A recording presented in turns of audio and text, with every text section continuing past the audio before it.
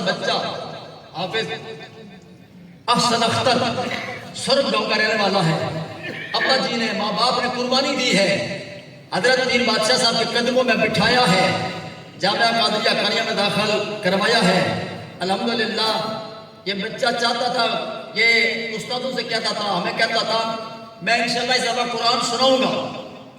جو پارے میرے گزگی ہوئے ہیں 28 پارے مکمل میں سناؤں گا، کیونکہ شرعاً نابالغ چھوٹا بچہ ہے. میں نے کہا چلو سناؤ نہیں.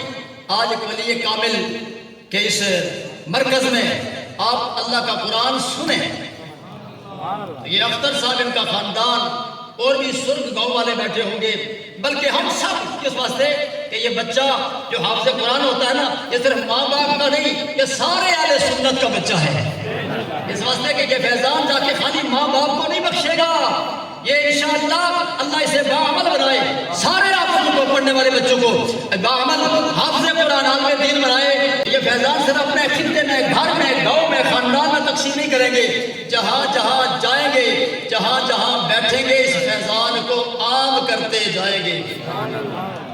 سب دعا کریں اللہ پاک ہر ایک کو حافظ قرآن عطا کرے، عالم دین عطا کرے. اور ہمارے یہ مرکز، یہ جو باغ ہے جہاں سے حافظ قرآن تیار ہوتے ہیں، اللہ ان مراکز کو قائم اور سلامت رکھے.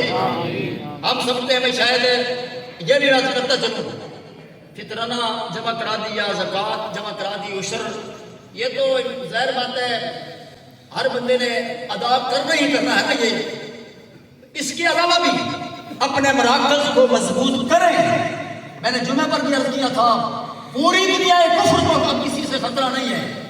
دنیا کفر کو، اسلام کے دشمنوں کو، یہود و نصارہ کو خطرہ کسی سے نہیں. صرف خطرہ ہے تو یہ جو قال اللہ قال رسول مدارس میں جو پڑھنے والے پڑھانے والے طلباء ہیں، علماء ہیں، ان سے خطرہ ہے کہ یہ ہم سے قابو نہیں آتے، یہ جھکتے نہیں، یہ بکتے نہیں ہیں. اس واسطے ان کی کوشش پوری یہ ہے. خدا دیکھیں آج ہمارے عام جو علمی ہمارے مراکز ہیں اور جو ادارے ہیں، ان کے اندر اتنی بگاڑ پیدا کر دی گئی ہے کہ ابھی علامہ صاحب بتا رہے تھے نا بیان میں کہ سکولوں میں اب ضروری ہو گیا ہے، ناچ ہوگا، گانا ہوگا، ترانہ ہوگا، ڈرامہ ہوگا، ضروری ہے.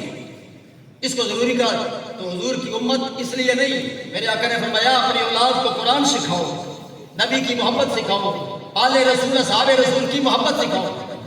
تو حضرات محترم، میرے آقا صلی اللہ علیہ وسلم نے ہمیں جو تعلیم دی ہے، اللہ ہمیں عمل کی توفیق عطا فرمائے.